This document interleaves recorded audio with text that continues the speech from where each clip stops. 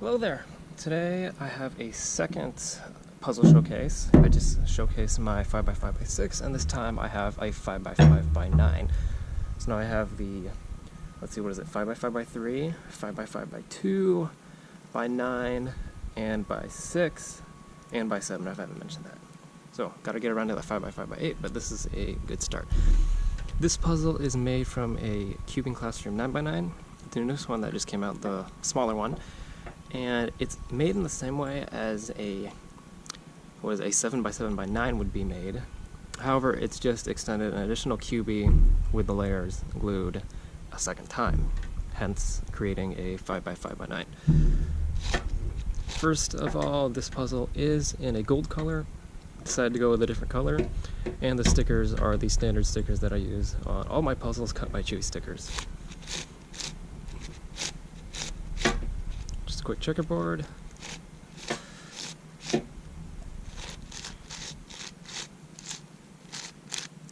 Line everything back up. And there we go, there's the checkerboard pattern. And as you could probably tell from that, this puzzle turns very smoothly. Extremely smoothly, in fact.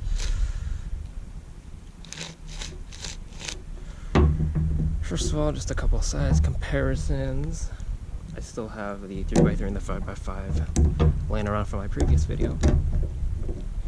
Let's get those out. This puzzle is pretty small for what it is. As you can see, it's not that much bigger to either of these puzzles for what it is. And it's very comfortable in the hand. In fact, just a quick comparison with the 5x5x6 I just filmed. It is smaller than this in every dimension. Almost the same height. Otherwise, it is smaller, despite it being a higher order puzzle. And just one last one. Here it is next to the 3x5x7, which it is also smaller than. That's just due to the nature of the inner puzzle it's made with and the way that the extensions work. So, as you can see, it's a pretty smooth puzzle. The extensions do stick out quite a bit, just because you have to extend by 2 QBs instead of 1 QB as you would on a 7x7x9. As for corner cutting, you can corner cut pretty well just about a QB in every direction. Due to the nature of the inner 9x9, this puzzle is a little bit prone to pops. It's not as prone to pops as the original 9x9 since gluing pieces together does prevent that a little bit. However, it is possible to pop this puzzle, so it is not one that should be handled poorly. However, it can cut through pretty big misalignments, which is really nice when solving, prevents lockups. It can do that. Top layer, same deal. More like 2 QBs on the top and bottom layers. But I wouldn't push it too much because, as I said, popping can't be an issue. Reverse corner cutting, just a little bit. Not too much. And if I didn't show it already, inner corner cutting, same thing. On this side, it's a little bit more prone to popping on this side, but about a QB. So yeah, that's the corner cutting. Excuse me. Turning quality, already hit on that. It's an extremely smooth puzzle, especially considering the extensions that were added that are 3D printed. It is very smooth. And as you can see, the extensions aren't really much on these sides. It's just a little 1mm layer, and on the top and the bottom, it's that full 2 QBs. And in fact, let's just get one of these out. That's how much it'll be sticking out when you have it out. And oops, I guess I did not glue down the centerpieces. I will definitely make sure to do that.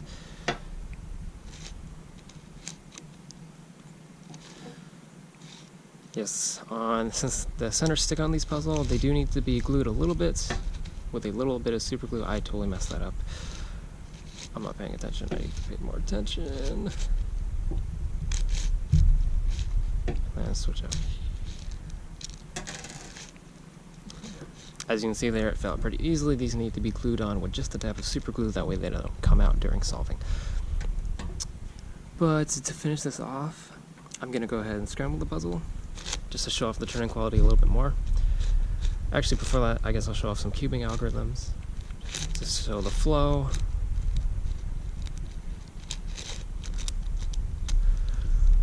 Oops, there's one of those pops that I was talking about.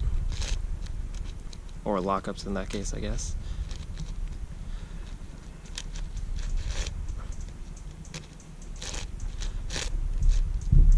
There's that algorithm, I'll just put it back.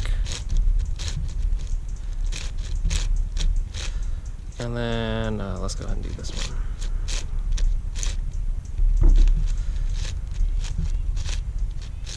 It's a little bit big for me, but I can still manage to pull it off. Wait, no, that.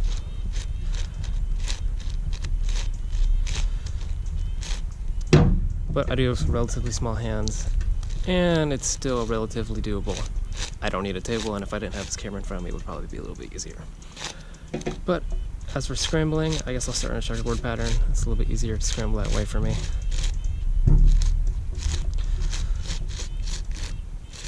So first I have to scramble it by turning the these layers 180 degrees, that way I can get a full scramble before shapeshift bandaging.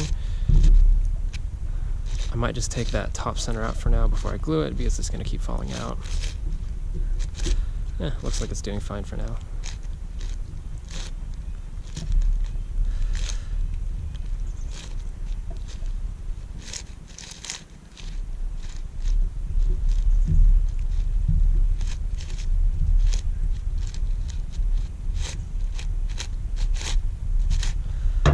And for my purposes, that is good enough in that direction. Now for the shapeshifting. And this puzzle does become a little bit of a shard. It is pretty hard to align the layers, but you have that tolerance from the corner cutting, which makes it super nice. As for the fragility, since some of these pieces do stick out, they are super glued in.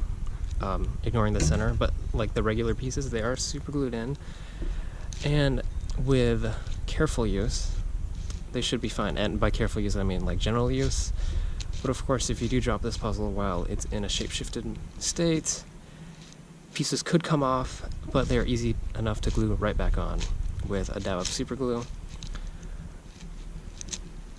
which is how they are held on to begin with. Personally, I've never had any pieces come out on this puzzle. I've had this one for a while. I've actually waited quite a long time to film this recording. I think I've had it for 2-3 months, and I have not had any pieces pop off aside from the center, which was only held on with a little bit of glue so that I could access the screw later if need be.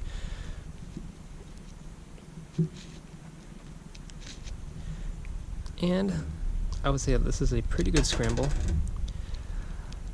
As you can see, the pieces do stick out quite a bit, and personally I find this to be a pretty fun puzzle to solve. Unlike the 5x5x6, I do actually know how to solve this one. And with that, I will move on to my next video, and I will see you guys later. See ya.